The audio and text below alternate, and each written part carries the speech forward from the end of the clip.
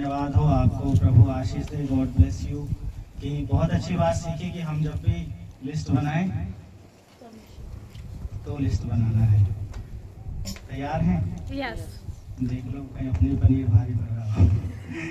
2 list बनाना है। ये क्यों? क्योंकि हमारे लिए आशीष का कारण उस कनस्तर में हो जाएगा। Hallelujah, hallelujah, hallelujah. ऐसा करें। आइए, जो अब समय है वो हम पास्टर जी को देंगे और वचनों से आज हम जो भी सीखते हैं इससे प्रभु हमें आशीष दे, और उनका स्वागत करते हैं ताली बजा के।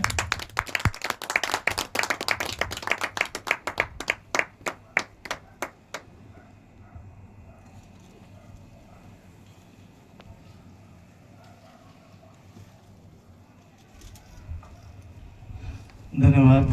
सारी बातों के लिए सारी याद महिमा प्रभु यीशु मसीह को मिले। आमेन, हालेलुया। एक बात भाई बताना भूल गया कि जैसे लेकर आ रहे हैं तो वहाँ पे एक वर्ड और आया है कि जिसको जितनी जरूरत थी, है ना, जितनी जिसको मछली, कितनी मछली थी? एक में कुछ मछलियाँ थी और एक में 7 5 2। एक में 2, एक जगह पे लिखा है 2 मछली और 5 रोटी। और एक जगह लिखा है 7 रोटी और 5 मछली, थोड़ी सी मछली। ठीक है, वो बच्चे ने रखी थी। तो जहाँ ज्यादा रोटी है वहां पे कम लोगों ने खाया। जहाँ कम 5 रोटी 2 मछली का दृष्टांत है, वहां पर 5000 लोगों ने खाया। ये सिर्फ पुरुषों की संख्या है। देखो, जहाँ कम लोग थे, रोटी ज्यादा थी, वहां टोकरी भी कम बची। कितनी? 7। और जहाँ कम रोटी थी और मछली कम थी, आदमी ज्यादा थे, वहां कितनी टोकरियां थी? 12। हालेलुया। वहां पे लिखा है यूहन्ना की पुस्तक में कि जब लोग खाकर छक गए, जिसको जितनी जरूरत थी उतनी मछली उसको दी गई, रोटियां दी गई। जब छक गए लोग, तब जो है जूठन बच जाती है। एक प्रभु यीशु मसीह ने ही ये सिखाया ना कि जूठन फेंकना नहीं। हम लोग क्या करते हैं? जूठन फेंक देते हैं, और इसीलिए बरकतें हमारे घरों में नहीं है। और वो जूठन कई बार क्या होता है, किसके हिस्से में आई थी? किसके हिस्से में आई? चेलों की, यानी मेरे हिस्से में। तो जूठन का मतलब ये है कि जब आपके से बचता है जो चीज, वो मेरे हिस्से में, चेलों के हिस्से में, पास्टर के हिस्से में। लेकिन एक बात और है, कितने लोग हैं हम यहाँ पर? 10 कितने हैं हम? 10 सबके पास 100-100 रुपए है ना? अगर मान लो सबके पास 100-100 रुपए, और सबने अपना 10-10 रुपए मुझे दिए, अभी आपके पास कितने? 90 ज्यादा किसके पास है? आपके पास। और हिस्सा क्या था? वो जूठनी तो थी वो आपकी, है ना? 10 रुपए जो आपने दिए, 90 तो मेरे खर्चे के लिए, 10 चलो, तो जूठन क्या हो गई? ब्लेस्ड हो गई। तो अभी सबसे ज्यादा किसके पास? आपके पास। आमेन। तो अगर आप भी चाहते हैं तो जूठन कभी फेंके ना, ध्यान दें। हालेलुया। मेरा ये मतलब विषय नहीं है। आइए यूहन्ना रचित सुसमाचार, पहला यूहन्ना उसकी पत्री में जाएंगे, 5वें अध्याय में। और जब हम भजन संहिता पढ़ रहे थे 105 को, ठीक है, यहाँ पे कुछ एक वचन मुझे जो छू गए, उनको थोड़ा सा दोहराएंगे। जब यहाँ पे 2 पीढ़ियों का विवरण दिया है। पहला याकूब की सबसे आखिरी बेटा कौन था? यूसुफ, जिसको दास होने के लिए बेच दिया। दूसरा जो पीढ़ी थी वो मूसा, ठीक है। तो उनके विषय में किसी और दिन कुछ बात बताऊंगा। सिर्फ इतनी बात है कि आज जो हमारी परिस्थिति है, क्या लिखा है जब आप 18 पद को पढ़ते हो? लोगों ने उसके पैरों में बेड़ियां डालकर उसे दुख दिया, वह लोहे की सांकलों से जकड़ा गया। हालेलुया। हालेलुया। किससे जकड़ा गया? लोहे की सांप। किसने डाला? किसने डाला? लोगों ने। लोगों ने। आज हम सब के जीवन में भी लोगों ने सांकलें डाल रखी हैं, बेड़ियां डाल रखी हैं। जब बच्चा जैसे थोड़ा सा, तुझे पता है तुझे क्या करना है, तुझे पता है तुझे क्या करना है, तुझे पता है तुझे क्या करना है, थोड़ा पढ़ ले तो अच्छे पैसे कमाए, तो ये क्या कर रहे हैं हमें? बेड़ियां डाल। बेड़ियां डाल। कभी भी बच्चे को ऐसे नहीं सिखाते, बेटा तू इस संसार में आया है, प्रभु यीशु या परमात्मा तुझसे कुछ स्पेशल कराना चाहता है, तो उसके लिए जीना है। नहीं करते, कोई नहीं सिखाता।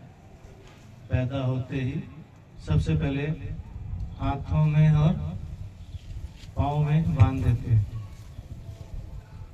लोग कहते नजर न लगे, लेकिन ये नहीं पता कि वो बांध किससे रहे। क्या लिखा है? बेड़ियां कहाँ डाली गई? हाथों में। और सांकलें कहाँ बांधी जाती हैं? पैरों में। तो कुछ लोग काले धागे की, है ना, सांकलें गले में भी होती है ना, तो कुछ लोग काले धागे की जंतर ताबीज बनाकर, कुछ लोग पाँव में जो चांदी के, है ना, डाल देते, सोने का डाल देते, जिसकी जितनी औकात है उस हिसाब से। तो बच्चा क्या होता है? बंद हो जाता, पनप ही नहीं पाता, सोच ही नहीं पाता कुछ, क्योंकि आते ही क्या कर दिया उसे? बांध दिया। यही कारण है आज सारी पृथ्वी पे मनुष्य जाति व्यर्थ काम में जुटी हुई है। और मन की वेदियां क्या हैं? याकूब जहां कहीं भी गया उसने परमेश्वर की वेदी बनाया। अब्राहम बाबा जहां कहीं भी गए उन्होंने वेदियां बनाई और उस पर अभिषेक किया और प्रार्थना वहीं करते थे, चढ़ावा वहीं चढ़ाते थे, जहां कहीं भी गए। नूह भी जब अरब पर्वत पर उतरे तो उन्होंने सबसे पहले क्या किया? वेदी बनाई, अपने परिवार को इकट्ठा किया और क्या किया? प्रभु को भावता हुआ बलिदान करके चढ़ाया। हालेलुया। क्यों ऐसा मना किया गया कि देखो आपके घर में कोई प्रतिष्ठित व्यक्ति आ जाए, कोई प्रधान या मंत्री आ जाए, तो आप उसके सामने क्या लेके जाओगे? ये अच्छे चाउमीन? बुरा मानने की बात नहीं, सीखने की बात है। ले जाओगे उनके सामने ये? अगर आपके घर में मोदी साहब आए हैं तो आप क्या उनके स्वागत में क्या करेंगे? बिस्किट रखेंगे?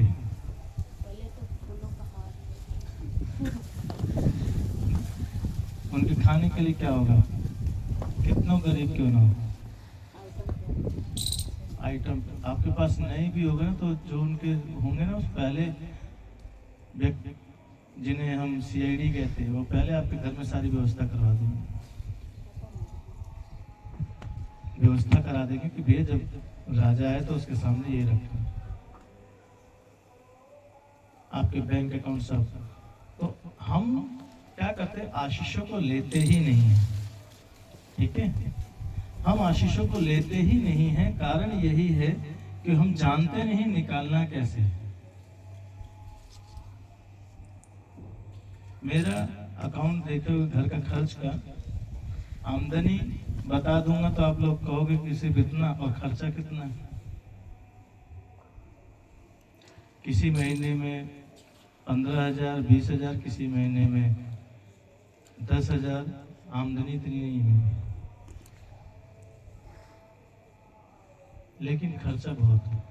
कहाँ से आ रहा है, क्या हो रहा है पता नहीं, लेकिन परमेश्वर कभी झुकने नहीं देता। क्यों? क्योंकि संपूर्ण देता हूं। पहले यूहन्ना 5 अध्याय निकाल दिया सबने? यस। हैं? हालेलुया। क्या लिखता है 5 का 2 पद क्या कहता है? जब हम परमेश्वर से प्रेम रखते हैं और उसकी आज्ञाओं को मानते हैं तो इसी से हम जानते हैं कि हम परमेश्वर की संतानों से प्रेम रखते हैं।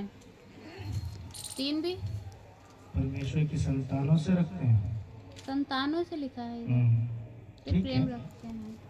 पहला पद क्या कहता, पहली लाइन क्या कहता है? जब हम परमेश्वर से प्रेम रखते प्रेम हैं रखते हैं और उसकी आज्ञाओं को मानते हैं। उसकी आज्ञाओं को मानते हैं मानते हैं।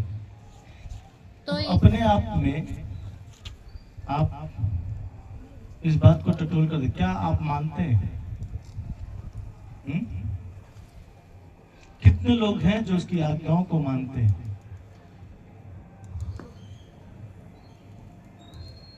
कह सकते हैं कि हम उसकी आज्ञाओं को मानते हैं?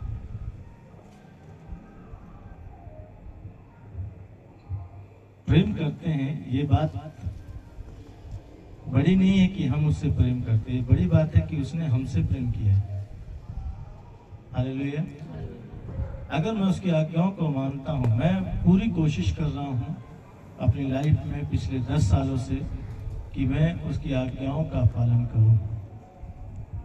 जब से मेरा एनकाउंटर खुदा के साथ हुआ है, खुदा ने बोला, सिखाया कि जैसा उसका स्वभाव है, हम बोलते हैं, पढ़ते हैं, लेकिन कभी उसको अमल नहीं करते। जैसा उसका स्वभाव है वैसे तुम भी बनो, है ना? वैसे तुम भी बनो, हमें भी बनना है। भजन संहिता भी कहता है, 1 अध्याय भी कहता है, और भजन संहिता कई जगह पे लिखा है, नीति वचन कितनी बार कहता है कि हे मेरे पुत्र, मेरी आज्ञाओं को माना। जब तक हम उसकी आज्ञाओं को नहीं मानेंगे, ब्लेसिंग नहीं आएगी,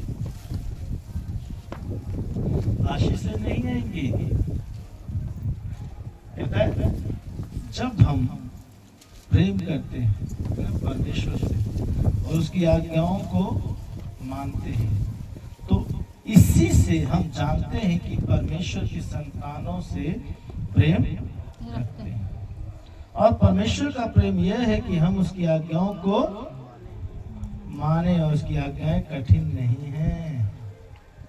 तीसरी पद स्पष्ट कहता है उसका प्रेम कैसे प्रकट होता है, कैसे लोग जानेंगे कि आप परमेश्वर से प्रेम करते हैं, कैसे हैं? उसकी आज्ञाओं को उसकी देखो आंसर वहां पे साफ लिखा है ना, तीसरे पद में स्पष्ट वहां पर लिखा है, उसकी आज्ञाओं को मानना। अभी जैसे सपना कह रही है, मेरा मन विचलित है, ढूंढ रहा है, क्या ढूंढ रहा है?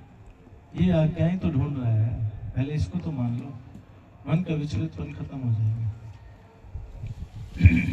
और आज्ञा ये है, हर एक जन सुन ले, आज्ञा ये है बुधवार को छोड़कर, ठीक है, बुधवार को छोड़कर हर एक व्यक्ति जो यहाँ आसपास में है, 9 बजे मुझे यहाँ चाहिए प्रार्थना के लिए, ठीक है? 9 बजे हर एक व्यक्ति यहाँ पे चाहिए प्रार्थना के लिए, जितने आसपास के, चाहे वो कविता हो, लक्ष्मी हो, कोई भी हो, हर व्यक्ति यहाँ चाहिए। तुम्हारे घर में क्या हो रहा है इससे मतलब नहीं है, क्योंकि बंधन कौन तोड़ेगा? हालेलुया। और ये सताव मेरी बहन पर जब आया,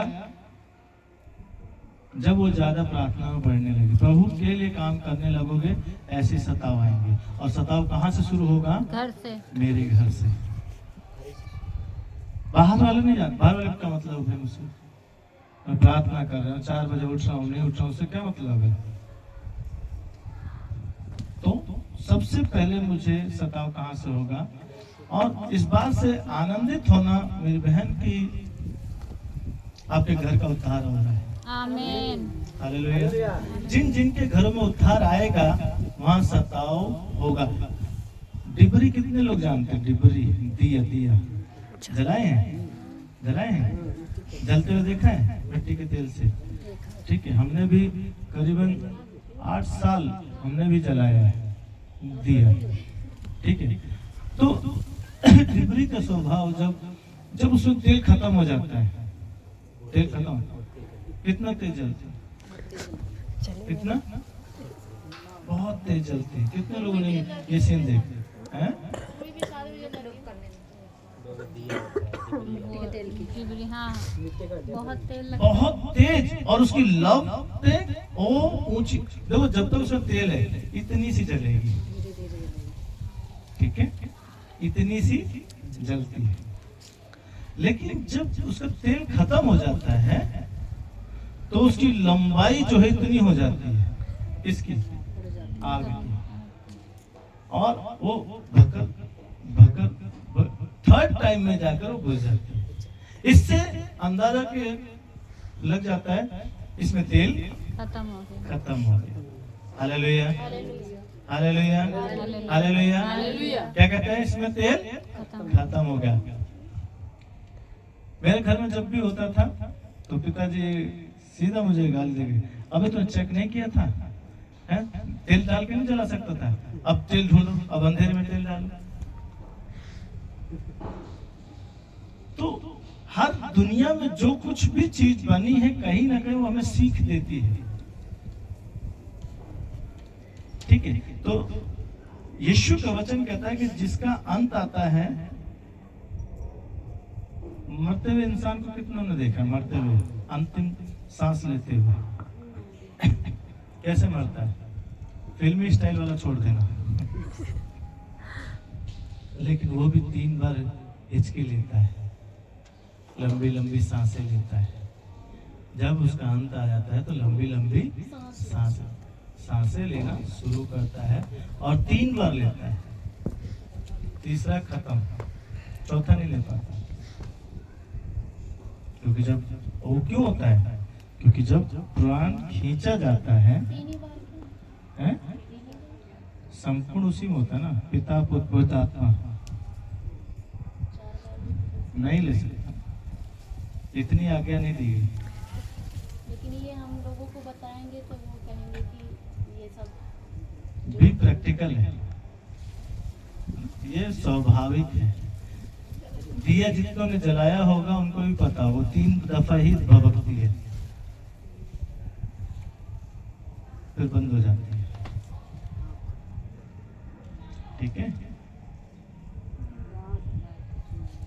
और जब दीपक जलाते हैं, दीपक जिसकी बात वो रुई की बात कर रही थी, उसको अगर ध्यान से आप देखो, उसका भी जब तेल खत्म हो जाता है, बहुत कम मायने में रुई पूरी जलती है, नहीं तो वो भी लंबी हो जाती है।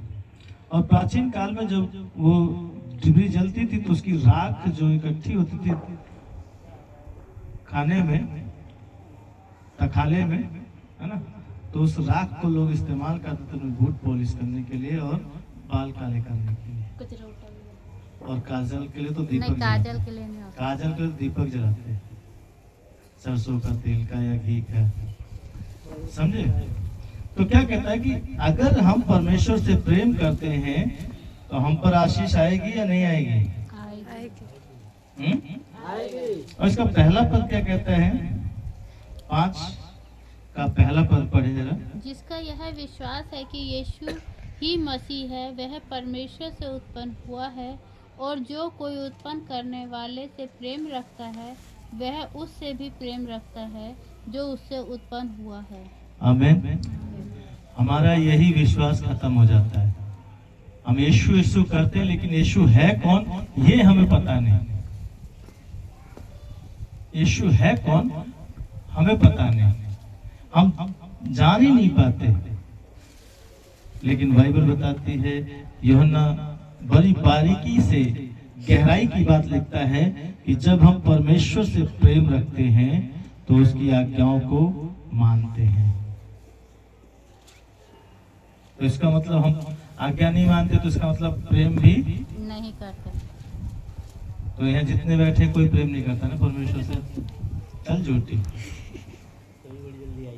हाँ, भैया ऑटो नहीं मिल रहा था मैंने पहले लाई।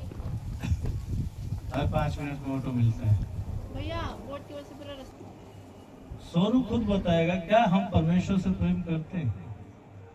आप अपने आप को जांच के थोड़ा सा देखिए ना, क्या हम उसकी आज्ञाओं को मान रहे हैं? कोशिश कर रहा है वो मानने की?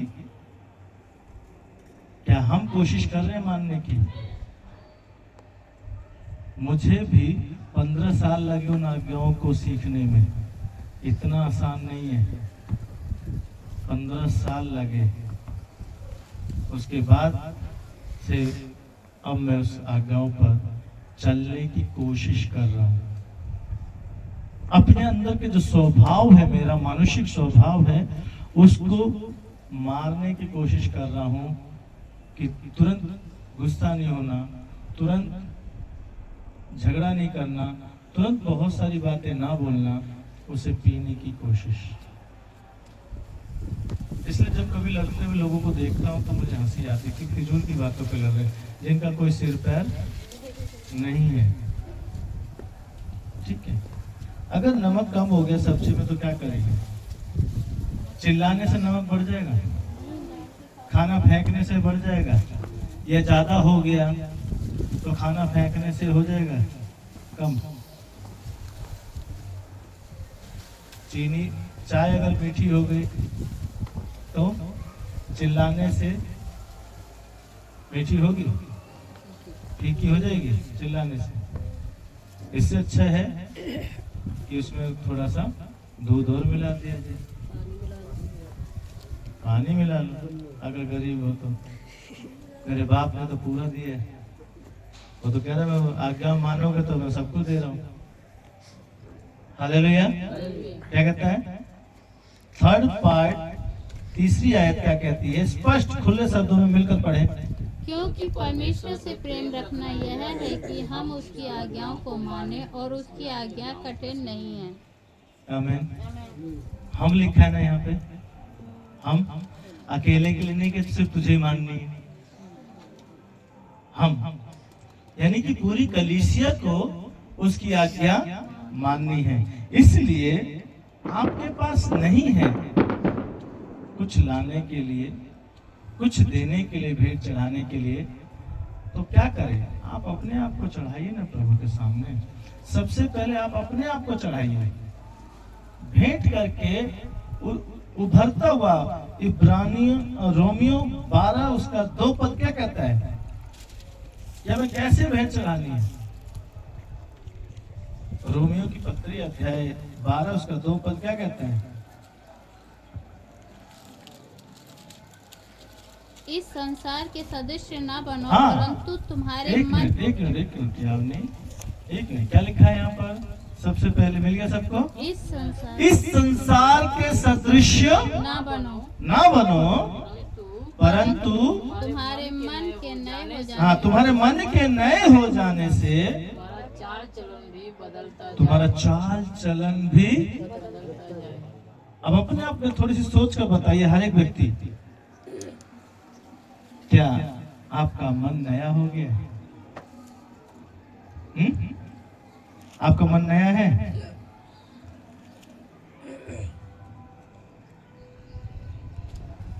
क्या आप इस संसार की रीति पे नहीं चल रहे?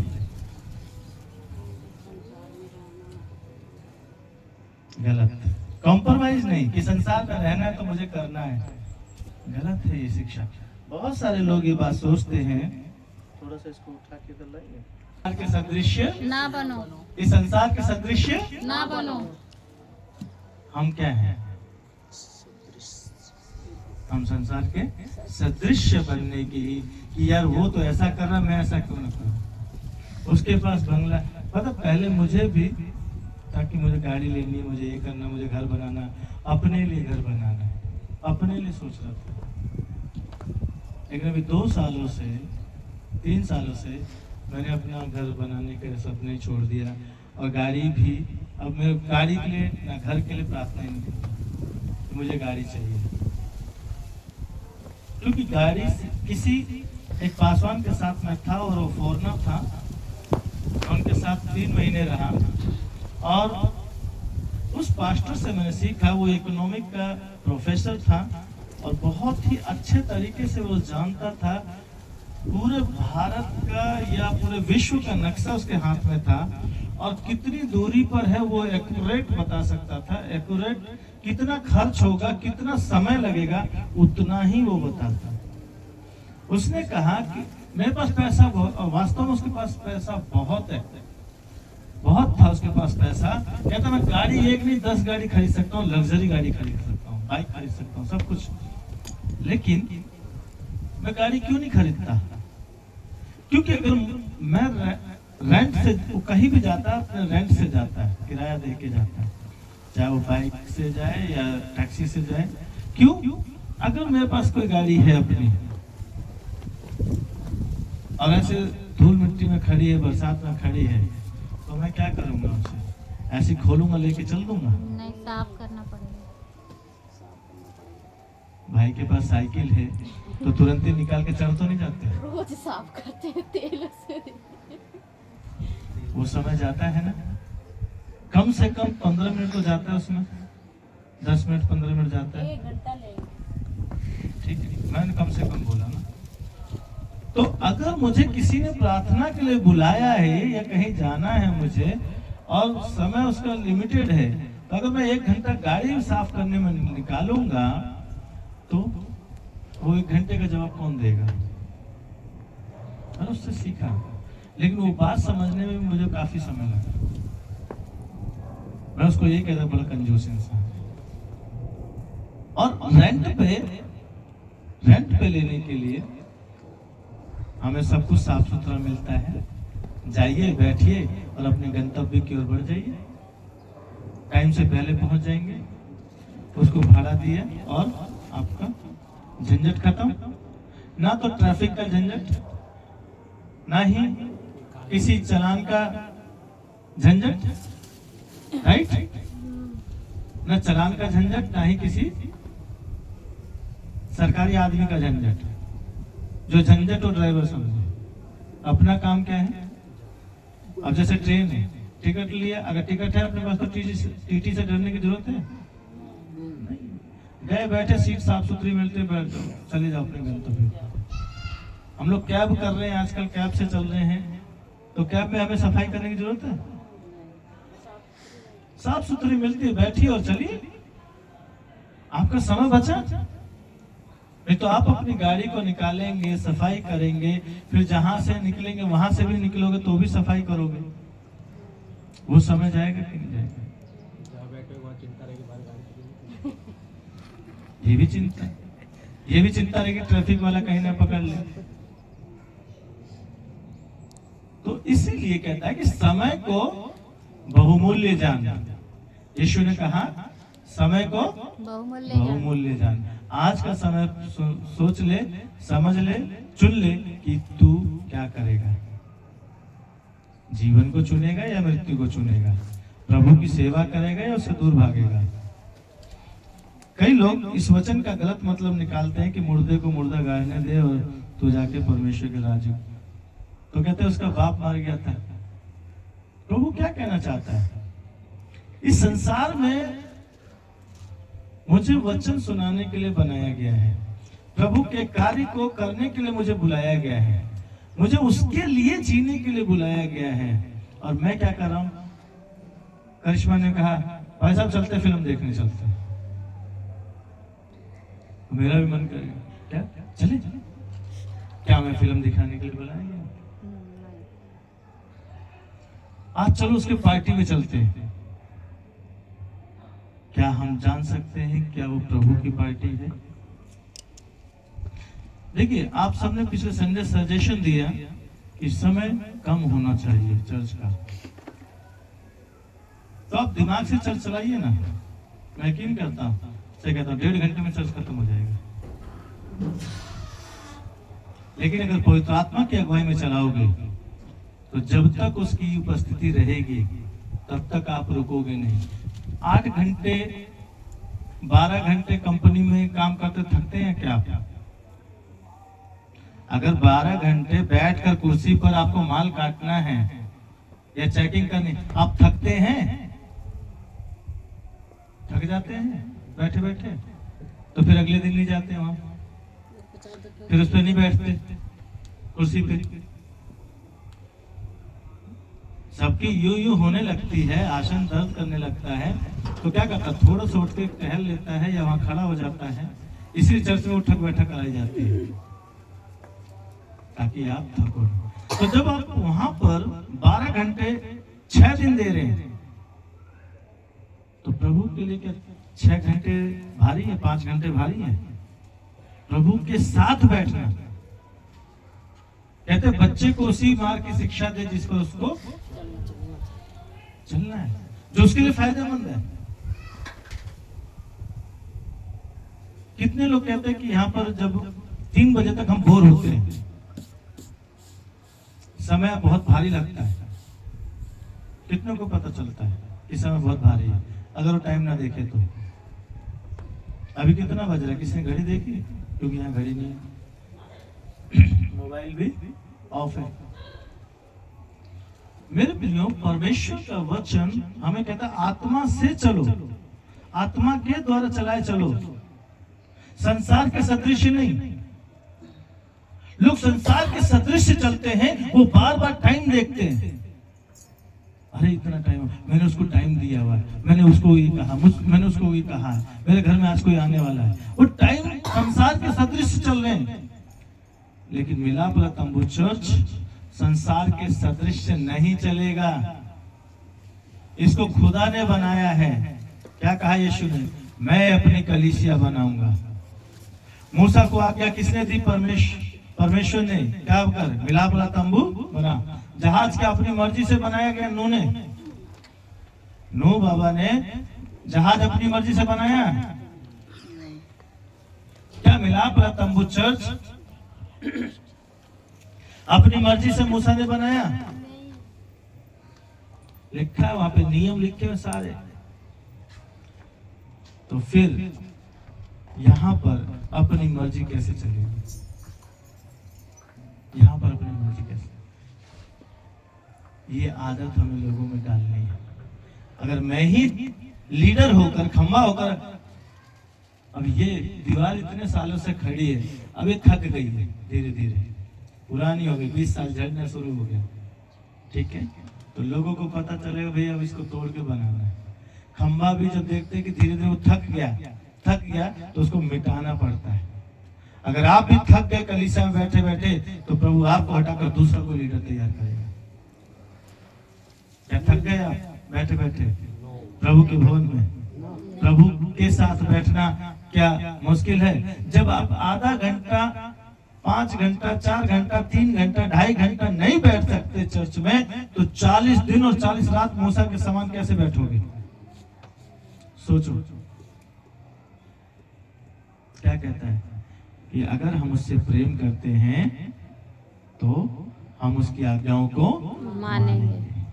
बोल प्रभु यीशु मसीह की जय। प्रभु यीशु मसीह की जय। प्रभु यीशु मसीह की जय। रुमाल का त्रिकोण बनाना बंद कर दे, क्योंकि सारा ध्यान तेरा उधर ही है।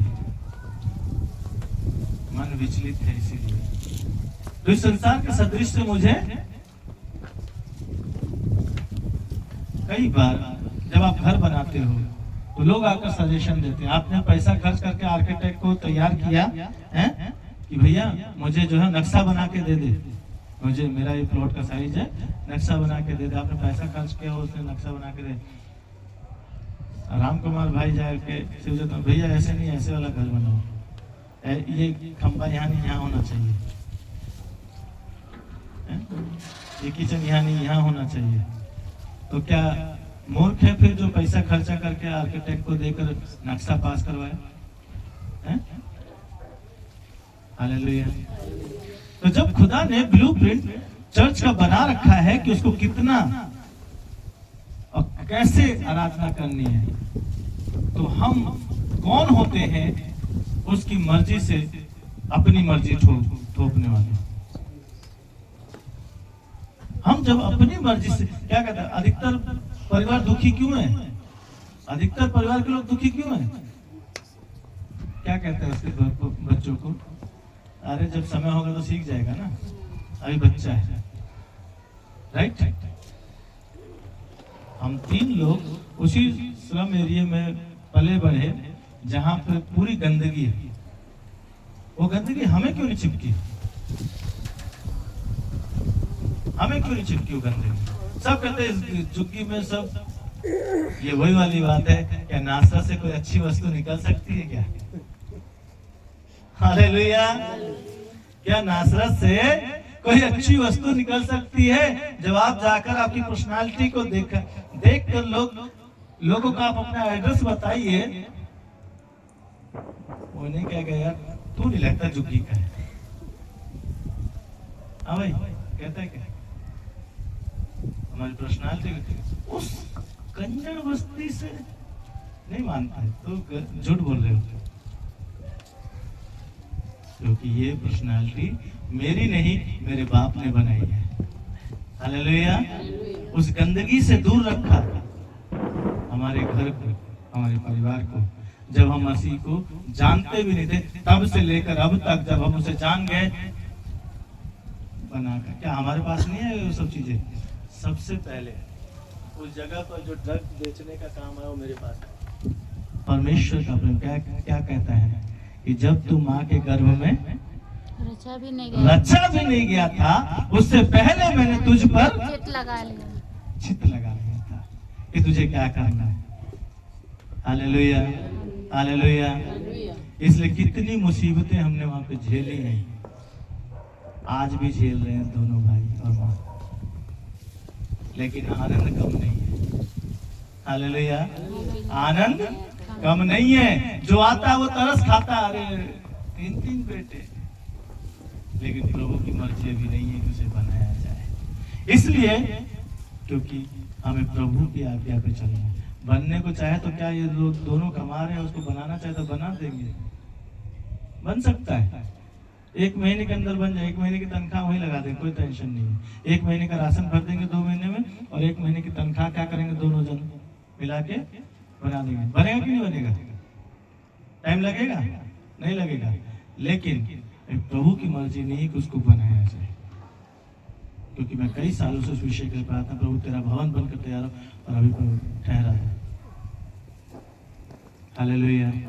हम छोटा सा सोच रहे कि उतना से भवन बन जाए। प्रभु का बड़ा है।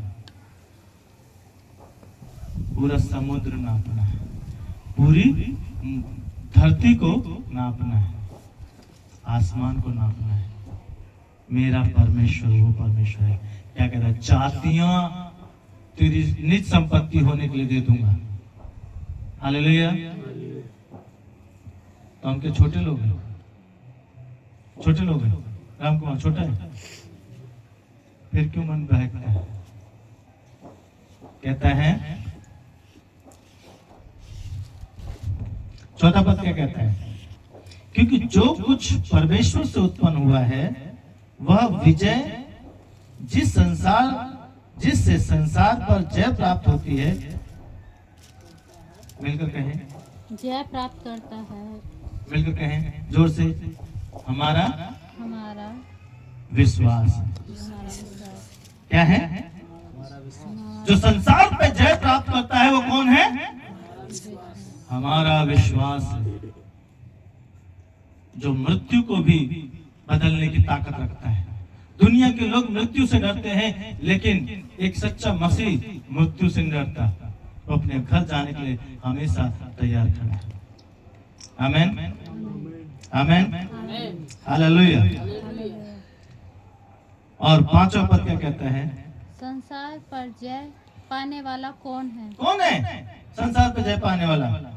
है केवल वह जिसका वह विश्वास है कि यीशु परमेश्वर का पुत्र है। आमेन, आमेन, आमेन, आमेन।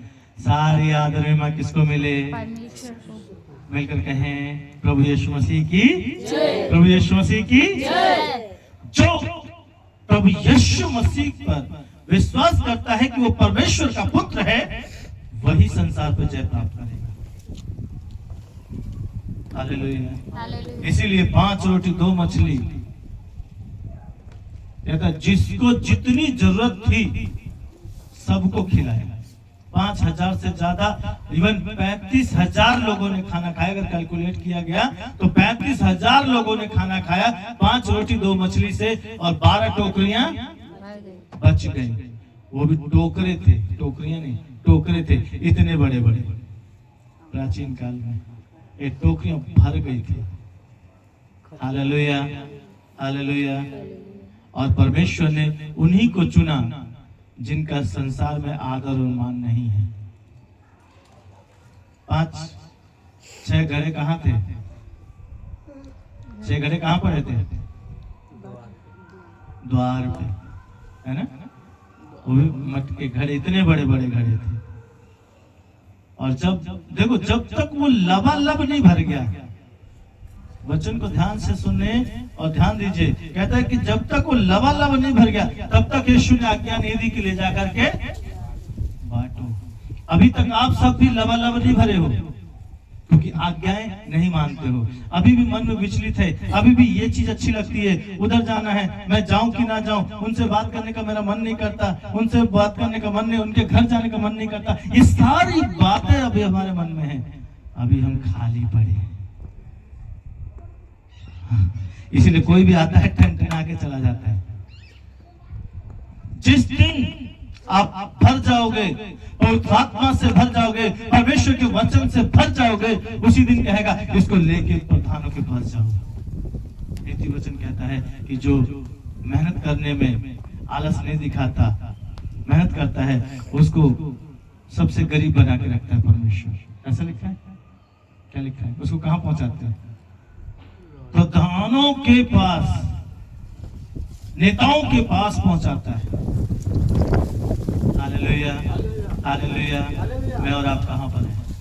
मैं और आप कहां पर हैं? कहां पर हैं? जब भाई सोनू भरा, अब सीखने के लिए एक बात है, आपके पास एक एग्जाम्पल है। सोनू 34 वर्ष उसने अपने जीवन के खत्म किए। 34 साल लगे उसे भरने में। कितने साल लगे? 34 साल लगे। और जैसे 2025 उसका 35वां वर्ष हुआ, बाइबल कहती है, वचन कहता है, परमेश्वर कहता है, अब प्रधानों के पास जा। हालेलुया, लेके जा, लेके जा। हालेलुया। मैंने इसका वीडियो कई महारथियों को दिखाया। अभी वेडनेसडे का जो प्रेयर मीटिंग का मैसेज है, मैंने कई महारथियों को दिखाया जो बाइबल के ज्ञाता है। मैंने कहा इस पे कुछ टिप्पणी करें, कुछ कमी घटी है तो बताएं, कुछ इसमें करेक्शन करना है तो बताएं, क्या हम इसे जिम्मेदारी दे सकते हैं? वचन के अनुसार बताता है, मैंने इसमें कोई भी त्रुटि नहीं पाई। हालेलुया, मैंने इसमें कोई त्रुटि नहीं पाई। हेरोदेस राजा कहता है, मैं इसमें कोई भी गुनाह नहीं पाता जिससे कि इसे सजा दी जाए। परफेक्ट। हालेलुया। पर ये जब तक है, जब तक घुटने परमेश्वर के सामने टिके हैं, और हमेशा टिके रहने चाहिए। जब तुम घुटनों पे टिक कर प्रार्थना करते रहोगे, खुदा तुम्हें सीधा चलाता रहेगा। आमीन। और बहुतों के छुटकारे का कारण बना देगा। तो ये सुबह 4 बजे मैं डेली आपके साथ जागता हूँ, लेकिन 2 दिन से जानबूझ के नहीं जुड़ रहा। मेरा भी 3:40 का अलार्म बजता है, उसके बाद 4 बजे का बजता है। मैंने कहा थोड़ी इसको दौड़ने दो, अपने लोगों को इकट्ठा करने दो। मेरा जितना सपोर्ट है मैं करूंगा, लेकिन अभी उसको दौड़ना है। इसलिए मैं 2 दिन से नहीं जुड़ रहा। पता लगा कि शनिवार इतवार को नहीं जुड़ा। क्यों? आप अपने आप से पूछे ना, क्यों नहीं जुड़े? क्या नींद प्यारी है? अलार्म का बहाना है? पहली बार तो नहीं जाग रहे? हेलो, पहली बार तो नहीं जाग रहे? आदत नहीं बनी कि नींद आ जा रही उस समय? बताइए। खेत पक चुका है, इसे काटेगा कौन? मैं। काटेगा कौन? तो ऐसे अगर मैं सोता रहूंगा तो काट लूंगा जाके, नहीं काट लूंगा। नहीं। तो 4 बजे उठने में क्या दिक्कत है? 3:30 बजे उठने में क्या दिक्कत है? हम 1 घंटा सोते हैं, 1 घंटा, कभी कभी 1.5 घंटा, कभी कभी 2 घंटे। रात सच बताओ, मैं और यावनी 3 बजे सोए, 3:30 बजे 3:40 का अलार्म बज गया, मैंने उसको ऑफ किया, थोड़ी देर प्रार्थना करी, बैठा रहा, 4:30 बजे फिर सो गया। अनदेखी में सपोर्ट। क्या कहता है? अगर प्रेम करते हो परमेश्वर से तो क्या करना पड़ेगा? आज्ञा माननी पड़ेगी। तो सबसे पहले क्या करोगे? जब तक आप आज्ञा नहीं मानोगे तब तक सफलता कदम नहीं चूमेगी। हालेलुया। एग्जाम्पल देता हूं छोटा सा। कंपनियों में आप काम करते हो, क्या मैनेजर, सुपरवाइजर, फोरमैन के खिलाफ में जाकर काम करते हो? कोई नहीं करते हो? नहीं। क्यों नहीं करते? क्यों नहीं करते? नौकरी का खतरा रहता है। क्यों नहीं करते? नौकरी का खतरा, यहाँ तो तुम्हारी जिंदगी का खतरा है, तो उसकी आगे क्यों नहीं मानते फिर? तो वो नौकरी खतरा रहता है, वो एक छोड़ेगा, 36 नौकरी पड़ी है, दोबारा मिल जाएगी। लेकिन अगर जीवन चला गया तो कहां से लेके आओगे? बताओ। ये जिंदगी अगर चली गई तो कहां से लेकर आओगे? बताओ। दे देगा कोई? नहीं दे देगा? नहीं। नौकरी वहां से छोड़ोगे दूसरी जगह मिल जाएगी, लेकिन अगर ये चला गया, ये सांसें चली गई तो मिलेगा दूसरा। मुझे आज अच्छा लग रहा है कि आज प्रदीप भी अपना बैग लेकर आया है ना। लेकर आया? वो क्यों लाएगा? साफ मना, नहीं उठाना। हालेलुया। हालेलुया। बैग लेकर आए। जब आप उठाना शुरू कर दोगे वचन को, ये वचन तुम्हें उठाना शुरू कर देगा। आमीन। हालेलुया। हालेलुया। हालेलुया। ये वचन तुम्हें उठाना शुरू कर देगा। और जिस दिन वचन उठाना शुरू कर दिया ना, दुनिया की कोई ताकत आपको रोक नहीं सकती। और ऐसी कोई ब्लेसिंग नहीं है, ऐसी कोई आशीष जो आपके घर में ना पाई जाती हो। आमीन। सबसे पहले आपका घराना उद्धार पा जाएगा। हालेलुया। हालेलुया। हालेलुया। हालेलुया। ये है परमेश्वर की पावर। छठा वचन कहते हैं, छठा वचन, यही है वह जो पानी और लहू के द्वारा आया था, हाँ, अर्थात यीशु मसीह। वह न केवल पानी के द्वारा वरन पानी और लहू दोनों के द्वारा आया था। और 7वां भी, और जो गवाही देता है वह आत्मा है, क्योंकि आत्मा सत्य है। हाँ, और 8, गवाही देने वाले 3 हैं, आत्मा और पानी और लहू, और तीनों एक ही बात पर सहमत हैं। हालेलुया। हालेलुया। तीनों एक ही बात पर सहमत है। सहमत है। गवाही देने वाला कौन है? कंठस्थ कर लो इस वचन को, कंठस्थ कर लो। क्या लिखा है यहाँ पर? गवाही देने वाले 3 हैं, आत्मा, पानी, लहू और पानी।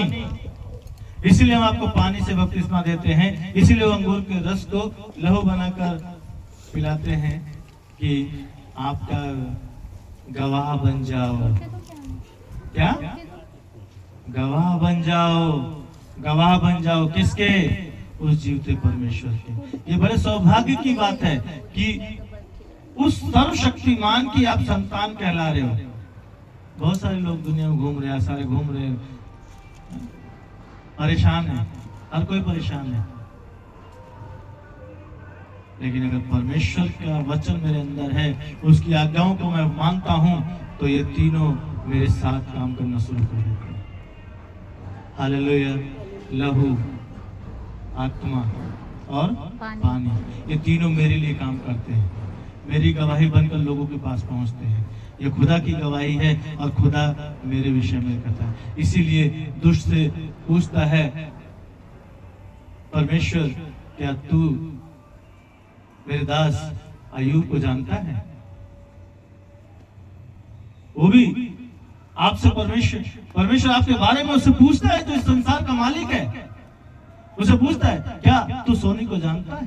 क्या तू यामिनी को जानता है? क्या तू सोनू को जानता है? क्या तू राम कुमार को जानता है? उसने क्या कहा, जानता तो हूं, पर तूने बेड़ा लगा रखा है इसलिए मैं उसको कुछ कर नहीं पाता। हाँ, सुरक्षा का बेड़ा लगा रखा है। जैसा भाई राम कुमार ने कहा, स्कूटी वाले ने धक्का दे दिया, गिर गए, हमें भी नहीं पता। तो गलत जाओगे तो स्कूटी से धक्का लगेगा ना भैया। इधर देखो, झूठ बोलोगे, गलत जाओगे, क्योंकि मुझसे झूठ बोल सकते हो ना, परमेश्वर तो देख रहे हैं ना, उसकी संतान मेरी थोड़ी हो। मैं तो तुम्हारा रखवाला हूँ, भंडारी हूँ, मैं तुम्हें सजे कर रखा हूँ, सजाने की कोशिश कर रहा हूं तुम्हें उसके वचन से। गिर गए तो बहुत ज्यादा चोट लगी, हेलो, चोट लगी, सिर फटा, हाथ टूटा,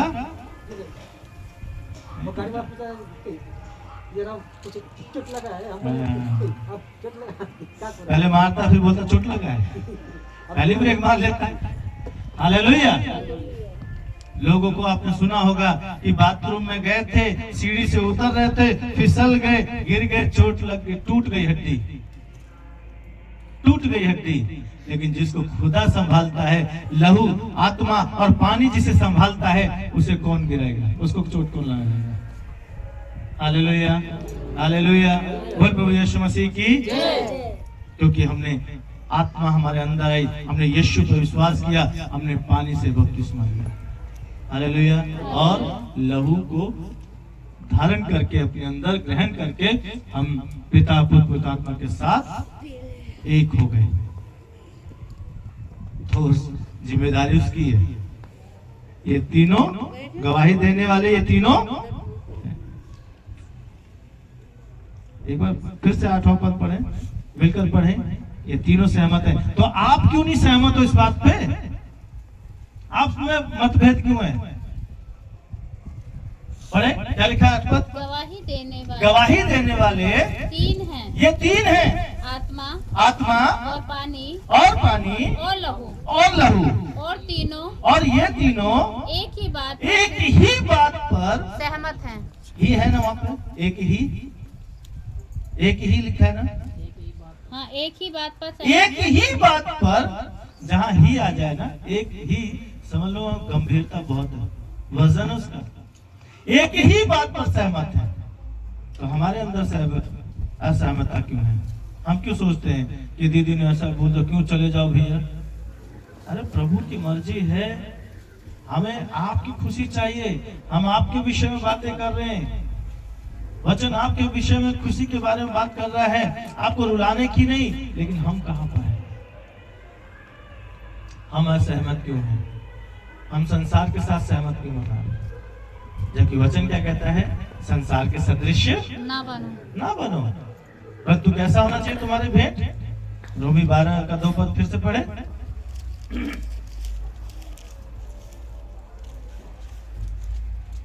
बड़ी जल्दी खो देते हो ना आप लोग पर्चे। Thank you Jesus, we lift up your name. Romeo 12 का, हाँ, इस संसार के सदृश न बनो, परंतु तुम्हारे मन के नए हो जाने से तुम्हारा चाल चलन भी बदलता जाए। और आगे, जिससे तुम परमेश्वर की भली और भावती और सिद्ध इच्छा, किसकी? परमेश्वर। सोनू के बटुए में कितना पैसा है ना, जान सके हम? प्रदीप के बटुए में कितना पैसा है, जान सके? किसकी? मेरा मालिक मेरे विषय में क्या सोचता है? इसकी क्या लिखा है? जोर से पढ़े उस वचन को। जिससे तुम परमेश्वर की भली और भावती और सिद्ध इच्छा को अनुभव से, हालेलुया, अनुभव से मालूम कर सको। बोल प्रभु यीशु मसीह की, प्रभु यीशु मसीह की, प्रभु यीशु मसीह की अनुभव से। तो जैसे जैसे हम मसीह में पुराने हो रहे हैं, हम मूर्ख ना बने। मत कहिए कि मेरा मन नहीं करता, ये आपका मन नहीं, ये उसका मन नहीं करता कि तुम यहाँ आकर प्रार्थना, उसका मन नहीं करता कि तुम उनसे बात मत करो, उसका मन नहीं करता कि तुम उसके, ऐसा ना हो कि तुम जान जाओ वचन को और तो तुम्हारा उद्धार हो जाए। इसलिए अगर ऐसा मन आता है ना कि भाई मुझे सिस्टर से नहीं बात करनी है, मुझे पास्टर से नहीं बात करनी है, अपनी आत्मा को डांटो उसे तुरंत, क्यों नहीं मिलना, मेरी माँ है, मेरा बाप है, मैं जाऊंगा मिलने। हालेलुया। जब जानबूझकर कंपनी वाले लोग नहीं आज तुझे ओवर टाइम पे आना ही है, डांटिए, नहीं जाऊंगा, तूने मुझे नहीं पैदा किया, मेरी वजह से तेरी कंपनी, तेरी वजह से मैं नहीं चल रहा, तू ही निकालेगा, दूसरे और मिल जाएंगे। आप अपने आप को गुलाम मत बनाइए, आप गुलाम होने के लिए नहीं बुलाए गए, क्या बुलाने के लिए? मालिक बनने के लिए। राजाओं के राजा की संतान हो आप। कहता सिद्ध इच्छा अनुभव से मालूम करो, डेली के डेली जब आप प्रार्थना करते हो अनुभव से मालूम करो। कल 3 घंटे हम उस प्रोजेक्ट के विषय में बात करते रहे, सभी लोग कॉन्फ्रेंस कॉल पर बात करते रहे। रात में जो सुबह प्रार्थना कर रहा था सुबह, तो परमेश्वर ने पिक्चर दिखाई कि अगर ये मैं तुझे दे देता हूं तो तू क्या करेगा। मैंने प्रभु मैं क्या करूं, तू बता क्या करना है, क्योंकि देने वाला तो तू है, मेरी क्या औकात है कि मैं उतना ले लूं, मेरे को तो 1000 रुपए नहीं कमाए जाते, करोड़ की तो बात ही अलग है। हमारी सोच के दायरे को बढ़ाना है ना। यावेज ने क्या प्रार्थना की, क्या प्रार्थना की थी? मेरी सोच के दायरों को बढ़ा, हाँ। मेरे दायरों को बढ़ा। अगर प्रभु तो सचमुच में मुझसे प्यार करता है तो मेरे दायरे को बढ़ा। हम प्रार्थना करते हैं ऐसे? नहीं। हेलो, हम प्रार्थना करते हैं ऐसे? नहीं। प्रभु इसको दे दे, उसको दे दे, उसको दे दे, उसको दे दे, उसको दे दे, बस आमीन हालेलुया खत्म। क्यों ऐसे प्रार्थना करना? उसको चंगाई दे दे, उसको वो कर दे। कहीं बाइबल में लिखा है बीमारों के लिए, कहता बीमारों के लिए प्रार्थना करना, लेकिन बीमारी के लिए नहीं। परमानेंट तो नहीं कहा कि उसकी उसी के लिए प्रार्थना करो। आप लोगों को सिखाइए, एक बार प्रार्थना हो गई, 2 बार हो गई, हमेशा उसी विषय के लिए प्रार्थना ना करें। बीमारों के लिए, बीमारी है तो डॉक्टर के पास जाओ, बड़ी चीजें मांगो ना। जब उससे आशीष मांगोगे, उसकी आज्ञाओं को मानोगे, उसके वचन पर चलोगे, बीमारी रहेगी क्या? वहां बीमारी रहेगी क्या? यीशु ने वचन बोला, लाजर बाहर आ जा। लाजर कह रहा अभी तो 4 ही दिन हुए मरे हुए, अभी क्या करना, आके बाहर पड़े रहने नहीं, ठीक है, संसार में बहुत दुख है। ऐसा बोला क्या? बोला क्या? जरी बोला क्या? क्या बोला? लाजर आ गया। यीशु ने क्या बोला? वचन बोला। उसके वचन को फॉलो किसने किया? लाजर ने। वहां बहुत सारे मुर्दे थे, भैया आज तो हमारी भी बारी है, लेकिन वो लाजर, इसलिए लाजर का नाम बोला, वो बाहर आया। और अकस्मात ये देखो कि उससे पहले कोई लाजर था भी नहीं, ये तो सारे लाजर बाहर आ जाते हैं। हालेलुया। आपको भी कहता है बाहर आ जा, आपका नाम लेकर पुकारता है, करिश्मा बाहर आ जा, जेरी बाहर आ जा, रंबो बाहर आ जा।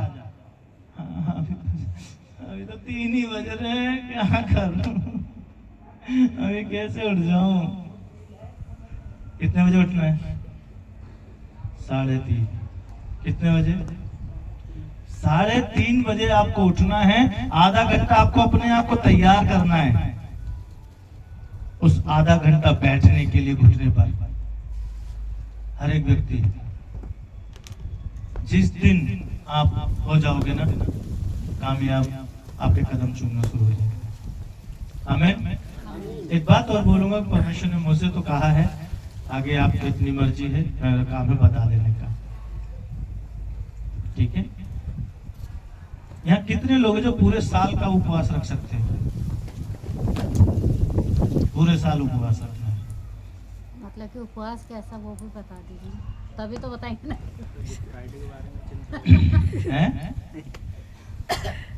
सुनिए, आदमी कितने दिन बिना खाए रह सकता है? जब आप उपवास करेंगे, यकीन माने मैं बता देता हूँ उसकी तारीफ, 2.5 दिन आपको तकलीफ होगी, 2.5 दिन। लेकिन ये उपवास आपको बिना अन्न जल के नहीं रखना, निराजल नहीं रखना। आप 24 घंटे में एक बार खाना खा सकते हैं, 24 घंटे में आप। लेकिन ये उपवास वही रखे जिसके मन में कुछ स्पेशल हो खुदा के लिए, सबके लिए नहीं। जो कुछ परमेश्वर के भवन के लिए कुछ करना चाहता है और परमेश्वर को महिमा देना चाहता है। 40 दिन 40 रात और 24 घंटे में हम सिर्फ एक बार खाना खाएं तो 23 घंटे हमें क्या है, हम प्रार्थना तो करेंगे। और प्रार्थना चलते हुए कर सकते हो, कंपनी में काम करते हुए कर सकते हो, आप हर जगह कर। ये नहीं है कि आपको, ये आप कर सकते हो, ठीक है। इस तरीके का जिसकी मनसा जैसे पूरी होगी वो उपवास वहां पे ब्रेक करेगा। आमीन। नहीं तो ये 31 दिसंबर तक चलेगी। कितने लोग करना चाहेंगे 24 घंटे खाकर?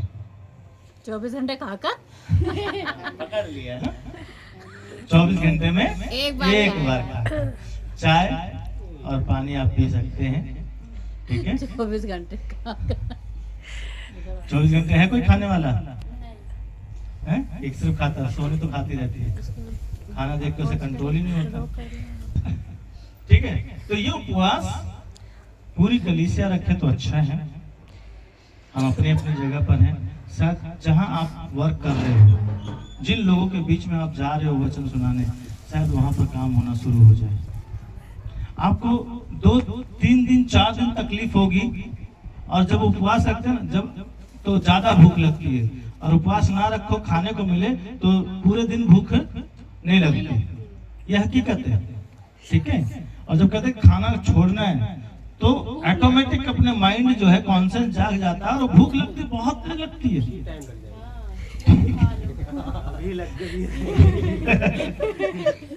हालेलुया। तो याद रखिए 24 घंटे में एक बार खाना खाना है। आप कभी भी खाइए, जब आपको भूख लगे, उसी दिन हो रात हो, कोई टेंशन नहीं है इसकी। जब आपको ज्यादा भूख लगे, बहुत ज्यादा आसानी हो जाए, उस टाइम आप खाना खा लेना, लेकिन उसके बाद 23 घंटे तक नहीं खाना। चाय या पानी या जूस आप ले, फ्रूट नहीं खाना, फल नहीं खाना, क्योंकि वो तो पेट में जाके खाना नहीं है। पी सकते हो, ठीक है। पानी ज्यादा पी सकते हो, पानी जितना ज्यादा पियोगे इससे क्या होगा, बेनिफिट आपके मशीनरी को भी रेस्ट मिलेगा, आंतों को भी ठीक रहेगा। और आप यकीन मानना 15 दिन के बाद आप अपना चेहरा आईने में देख लेना उपवास करके, अगर ग्लो ना नजर आए, चमकता हुआ नजर ना आए तो बताना। 40 दिन के बाद आप अपना चेहरा देखना, वजन तुलवा लेना किसी से, ब्लड प्रेशर चेक कराना, सब कुछ नॉर्मल मिलेगा। ये होगा भवन के लिए, हमारे अपने भवन के लिए। हालेलुया। इस भवन के लिए भी और परमेश्वर के भवन के लिए भी।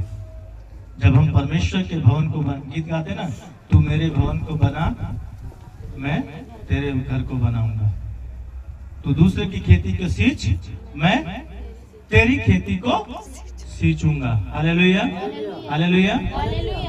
कितने लोग तैयार हैं इस तरीके से करने के लिए, इस तरीके से करने के लिए उपवास? मैंने कहा जिस दिन आपकी मनोकामना पूर्ण हो जाए, प्रभु सुन ले। अभी किसी के पास कोई टारगेट है कि मुझे क्या बनना है? अगर मान लीजिए कि आपके पास पैसा आ गया, 10 लाख 15 लाख 20 लाख अगर आपके पास आ गए, क्या करेंगे? किसके पास टारगेट है, योजना है कि आप क्या करना चाहेंगे? रंबो क्या करेंगे 20 लाख आ गए तो? गाँव चले जाएंगे। जेरी क्या करेंगे 20 लाख आ गए तो? क्या टारगेट बनाया कभी? नहीं। सोनी 20 लाख आ गए तो क्या करेंगे? कभी टारगेट बना? नहीं। प्रदीप, सोनू कभी टारगेट बना? मेरे को तो बहुत टारगेट है, 20 लाख का नहीं है। नहीं, एक बात है, अगर 20 लाख आ गए तो क्या करें? 20 लाख की तो गाड़ी आएगी। 20 लाख वाला तो टारगेट ही नहीं है। एक बात कर रहा हूँ, अगर 20 लाख आ गया, परमेश्वर ने दे दिया, क्यों शुरुआत तो छोटी करनी है ना। टारगेट बड़ा है अपना, मेरे पास भी बहुत बड़ा टारगेट है, लेकिन छोटी। अगर एक बात पूछ रहा हूँ, अभी आप में से किसी के पास इसका जवाब नहीं है कि अगर पैसा आ गया तो क्या करेंगे? पहले ही मांगना शुरू हो जाओगे। अगर उसी बात में पुलिस वाला आ गया पूछने के लिए, हाँ भाई तेरा अकाउंट में 20 लाख कहाँ से, क्या काम करता है? तुम्हारा तो हवा खराब हो जाएगी, तो 200 रुपए चर्च में जमा करो हैं? सब खराब हो जाएगा। 810 रुपए कर देते हैं। इसलिए फिर से कर देते, ठीक है? अपने टारगेट को सेट करो और प्रभु से प्रार्थना करो। क्या करने? हम इन जंजीरों को तोड़ेंगे। सांकले कहाँ लगते हैं? गले में, है ना। गले से लेकर पांव तक ऐसे जकड़ के रखा जाता है। बेड़ियां हाथों में पहनाई जाती हैं। उस बेड़ियों को कौन तोड़ेगा? कौन तोड़ेगा? क्या तैयार हैं आप? जबकि तीनों हमारे साथ हैं, पिता भी साथ है, पुत्र भी साथ है, पवित्र आत्मा भी हमारे साथ है, लहू भी हमारे साथ है, पानी भी हमारे साथ है और पवित्र आत्मा हमारे साथ है। कितने लोग इस बेड़ियों को तोड़ने के लिए तैयार हैं? Hallelujah, hallelujah, hallelujah. हमें यही रखा गया, जो परमेश्वर के पुत्र पर विश्वास करता है वह अपने ही में गवाही रखता है। 10वां पद क्या कहता है? जोर से पढ़े। जो परमेश्वर के पुत्र पर विश्वास रखता है वह अपने में ही गवाही रखता है। जिसने परमेश्वर की विश्वास नहीं की, उसने उसे झूठा ठहराया, क्योंकि विश्वास नहीं किया जो परमेश्वर ने अपने पुत्र के विषय में दी है। तो अगर तुम अपने में गवाही रखते हो और तुम्हें कोई ग्रहण नहीं कर रहा, तो परमेश्वर की तौहीन कर रहा है, उसका उपहास कर रहा है, उसको ग्रहण नहीं कर रहा। तो इसलिए चिंता करने की जरूरत नहीं कि हम उसके लिए गए थे, प्रार्थना किया और उसने ग्रहण नहीं किया। चिंता छोड़ दो इस बात का। हालेलुया। और 11वां पद कहता है, और वह गवाही यह है कि परमेश्वर ने हमें अनंत जीवन दिया है और यह जीवन उसके पुत्र में है। किसमें है? उसके पुत्र में है। परमेश्वर ने हमें क्या दिया है? अनंत जीवन दिया है और यह अनंत जीवन उसके पुत्र में है। और 12 पद कहता है, जिसके पास पुत्र है उसके पास जीवन है, और जिसके पास परमेश्वर का पुत्र नहीं उसके पास जीवन भी। हालेलुया। कंठस्थ कर लिए। 1 यूहन्ना 5 अध्याय का 12 पद कहता है, जिसके पास पुत्र है उसके पास जीवन है। क्या आपके पास पुत्र है? क्या आप अपने में गवाही रखते हैं? अपने आप में सवाल पूछें और अपने आप को परमेश्वर के हाथों में समर्पित करें। अगर आपको ये वचन समझ में आए हैं और ये सवाल आप अपने आप से पूछते हैं, अपने घुटनों पर आ जाए। हालेलुया। Thank you Jesus. पूछे अपने आप से सवाल, खुदावन बता मैं परमेश्वर की आज्ञाओं को मानता हूँ? क्या मैं परमेश्वर से प्रेम रखता हूँ? क्या मैं परमेश्वर के पुत्र पर विश्वास करता हूँ?